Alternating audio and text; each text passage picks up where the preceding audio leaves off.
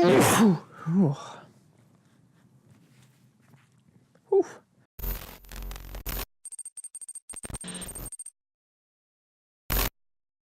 going on, everyone? Welcome back to a brand new video here on my YouTube channel. And for those of you that are new around here and don't know who I am, my name's Aaron. I create travel photography and videography based content here on YouTube. So if that is something that will interest you, be sure to subscribe to the channel. But as you can tell by the title today, I'm going to be discussing my top 5 things that you must do before traveling anywhere in the world. And these are things that I've learned from my traveling experiences. So if you do find this video useful at any point, be sure to let me know by leaving a like on the video. Put any comments or questions or some of your things you must do before you travel in the comments section, and check out the linked playlist on screen right now, which is some travel related content.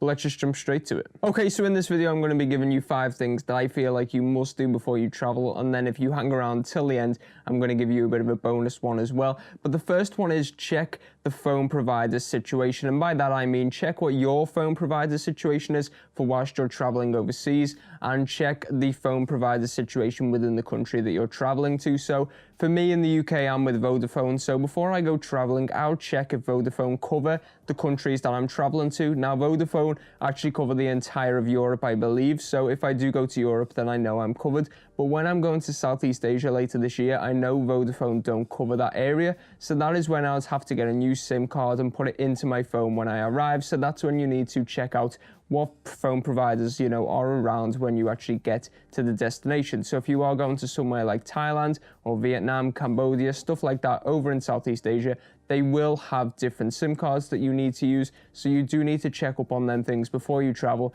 because the last thing you want to do is get there and have no data. And whilst phones aren't everything in this world, they are very, very handy for finding your way around. So leaving yourself with no phone wouldn't be ideal. So do check the phone provider situations for both yourself and the destination that you're traveling to. Okay, the next tip is to check the local currency, and that is because currency changes pretty much every country you go to. I've got some coins here, and I don't know if you can see them properly. I'll have a better shot of them on screen. But basically, I believe they're from Hungary. I don't even know, to be honest. I was only in Hungary and Budapest for one day, and I just got a load of coins. But basically, there's 900 of whatever currency that is right there, and it's literally 4 or 5 coins. Whereas if you go somewhere else, even in England, if you have 4 or 5 coins, the most you could have is £10 if you have £2 coins. So obviously the amount differs, the value probably stays the same, but do check the local currency, because a lot of times people travel to places without actually knowing the exact local currency. And in a lot of countries, especially in Southeast Asia,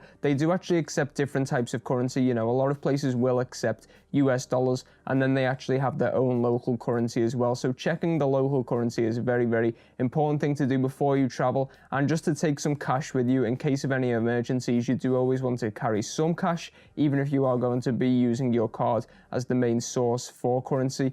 Do check the local one just in case. Okay, and the third tip does relate to most trips that people will take, and it relates to injections or vaccinations.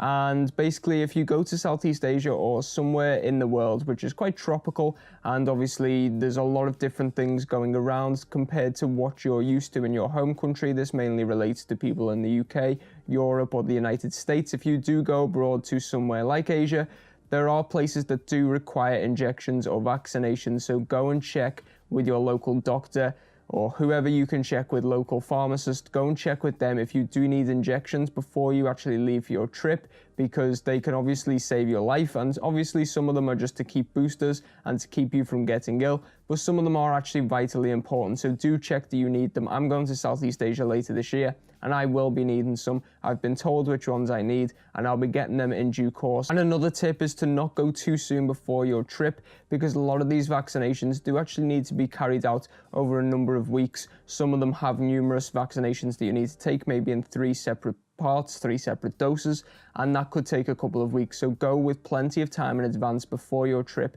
just to check. And obviously, if you're unsure if you need any vaccinations, don't just check online. Go and speak to a professional, and they will be able to advise you. But checking for vaccinations, again, is another huge thing that you must do before traveling. Now, tip number 4 relates to your passport, and I'm going to give you a quick bonus tip on your passport, make sure it's valid, make sure you know where it is, and make sure you have at least 6 months on it left, because a lot of places won't actually let you into the country if you don't have 6 months left. So that's a quick thing on passports. But in terms of this tip, I'm going to be talking about visas. Make sure you have the right visa. Obviously, if you are traveling to certain countries, they will require visas. And the best way to find out is to firstly search the country you're traveling to see if they do have visa requirements, and then search for your nationality, because for different nationalities, the visa requirements do change. A lot of visas nowadays can be done online. Some of them you will have to go to certain places within your country, and then some of them are actually just bought upon arrival within the country. So as I said, do your research, make sure you know the visa requirements, and then obviously make sure you know how to obtain your visa if you do require one for the country that you're traveling to, because if you don't have a visa, you're not going to be allowed in, and that will put a pretty bad start to your trip before you even step foot into the country. So make sure you know the visa requirements. And then tip number 5 is make sure you have travel insurance. Now, a lot of people do actually go traveling without travel insurance and say they've never needed it, so why should they get it? Well, travel insurance actually covers you for a lot of things. It covers your bags, it covers the stuff you're taking if you have electrical equipment, it covers whether you get hit in a car crash or something like that. You know, a lot of these things are unlikely, but they do need to be covered, especially when you're traveling, because medical bills will run up massively if you are overseas and you need anything done. So obviously it does cover your medical as well. So if you do unfortunately need to have anything done in a hospital or at a doctor's or at a dentist when you're abroad and you don't have travel insurance, you're going to get hit with a pretty hefty bill, pretty hefty price to pay, and it could even go back home. So you don't want that situation for you or your family. Make sure you have travel insurance, and it gives you the peace of mind whilst you're traveling. For me in the UK, I go with the post office.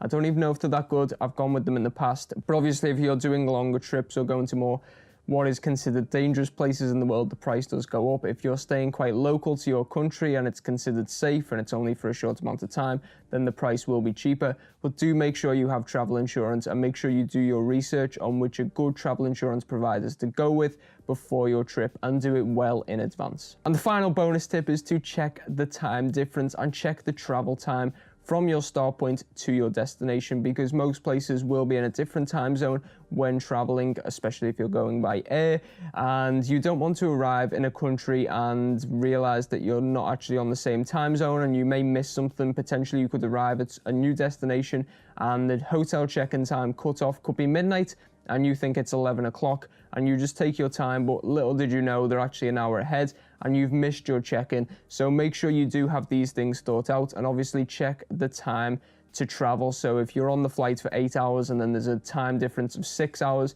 then you're going to be 14 hours ahead. Make sure you account for all of these things. And this is just important for transport and stuff like that. And obviously any adjustments that you need to make to your plans, obviously you do need to account for the time difference when you're arriving in a new place. But that is all for this video. If you did find it useful, be sure to let me know by leaving a like on the video. Put any comments or questions or any of your travel tips that you do before you do go traveling down in the comments section. And as I said at the start of the video, be sure to subscribe and check out the rest of my content if you do like travel related content. But thank you all for watching, guys. Till next time, goodbye.